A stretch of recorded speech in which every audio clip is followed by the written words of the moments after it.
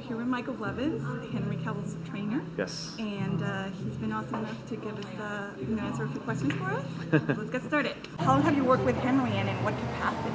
I started working with Henry on the first Man of Steel project.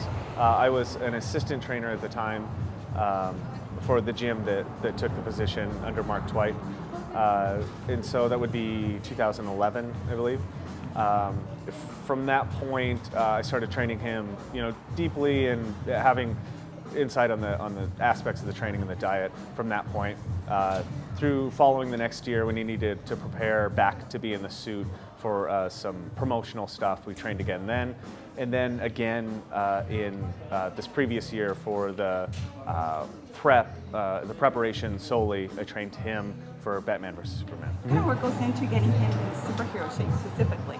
I mean, most of the basics are there, and they've been kind of talked about adamantly. And so, obviously it's to put on size. Everybody, every superhero has a very distinct figure: wide shoulders, strong jawline, small waist, big leg. It's like a upside down triangle on another.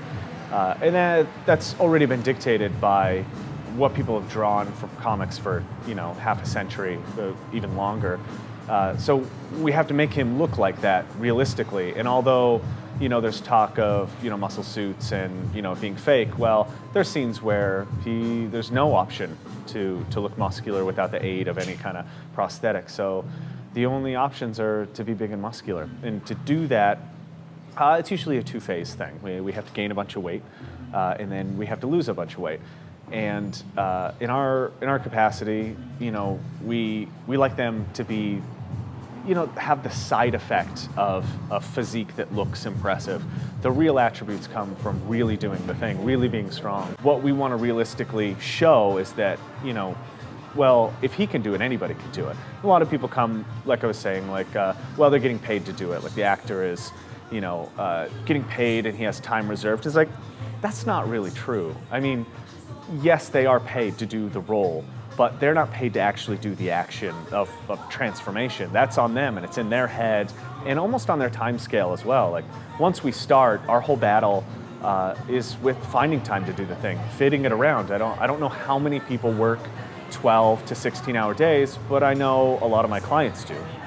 And fitting it into their schedule. I mean, they still have lives. Just because they're actors and they have some accommodations, nice hotels and whatever, doesn't mean they're free of duties, daily duties, families, businesses that need to be run on the side. And so one of the hardest aspects of training is getting to the training while addressing that thing, getting all this stuff to shift. And if people realized that their busy schedule was actually probably worse than the average person's, they would stop making the excuse of, well, they're paid for it.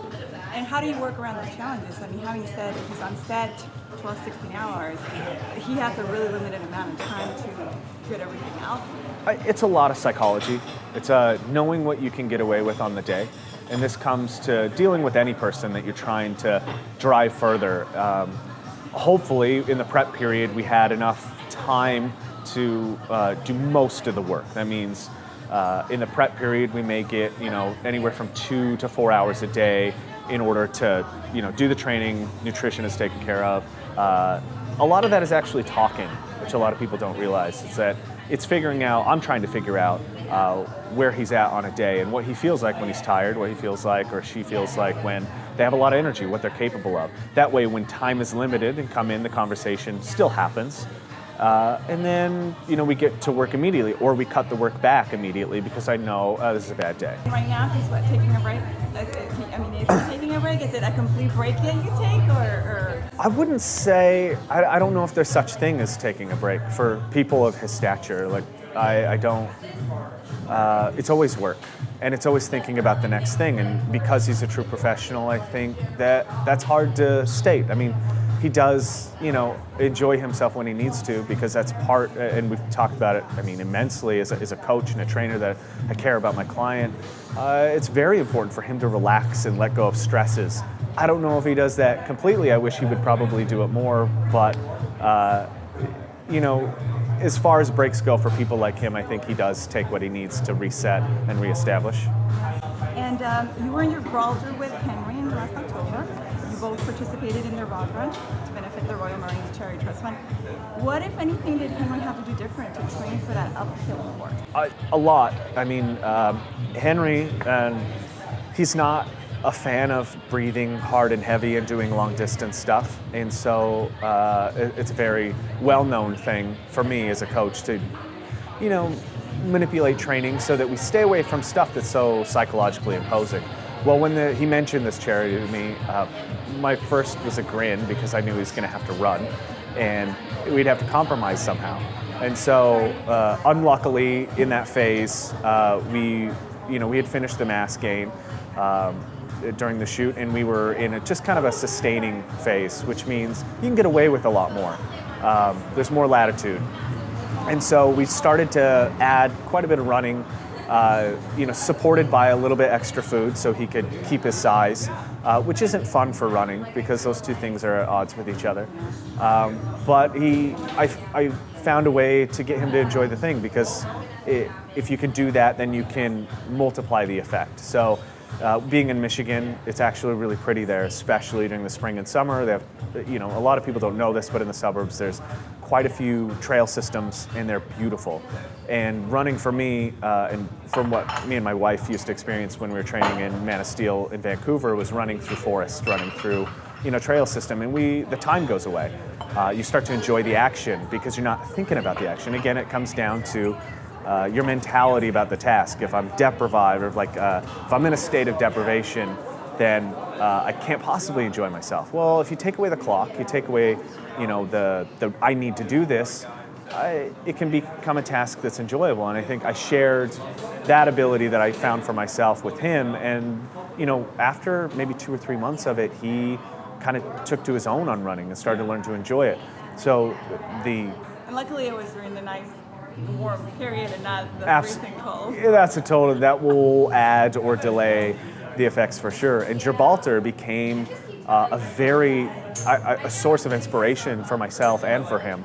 I've always been very pro-military, especially the United States military, and to learn this side of it with the United Kingdom and the Royal Marines and the people that are involved with that, and Henry's love for that organization and his brother, it was one of the best things that I could contribute. It was a real world contribution.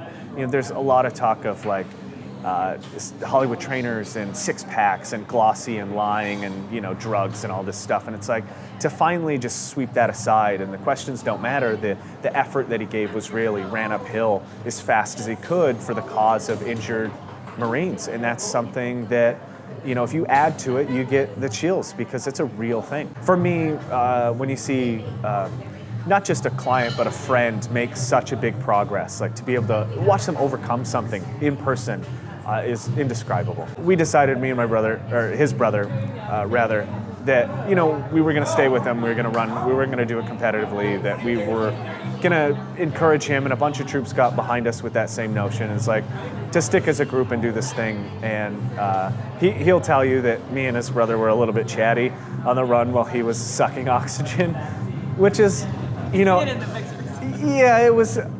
That comment is the feeling that goes behind such an effort, like I'm trying my hardest and somebody else is making it look a certain way. That gives a real feeling of effort to it, and you have to laugh because I've been in the same position where I'm dying to hold on and struggle, and this guy makes it look so easy, and it's frustrating. It's it really is eye-opening for him to see what humans are capable of, because he'll always push to be more capable himself. And that was just one of those instances where he could see his brother, the Royal Marines, be so fit, especially after a weekend of whatever they get into as Royal Marines, to be able to just run up nonchalantly, and he knows that ability's there. So I know he'll push harder. How does your relationship and friendship, I mean, you're talking a lot about how it really has to be a conversation going. How does that, with a client like Henry, how does that impact the work you achieve together? The relationship you have with your client? It's a tricky one because, being friends with somebody, always will have an influence on the professional relationship. And I think because he's very professional and his expectations are so high, and I'm of the same sort, that will always result back to getting the job done and doing what needs to get done. And playtime and fun always comes after that. What would you say is the number one reason why Henry succeeds at achieving his fitness goals where others have failed? It's psychology. It's commitment to the thing. Fitness is not tricky. It's not special. It's not elusive. It is because our brains aren't always attached to the thing. And very quickly he understood that and knew that if he didn't make the decision to do it, it wouldn't happen.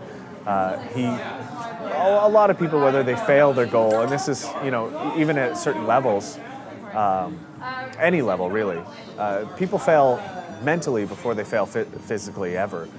So in knowing that, I know as long as I appeal to his psychology and transfer the importance of what we need to do and this is the route to do it, he trusts to take me there.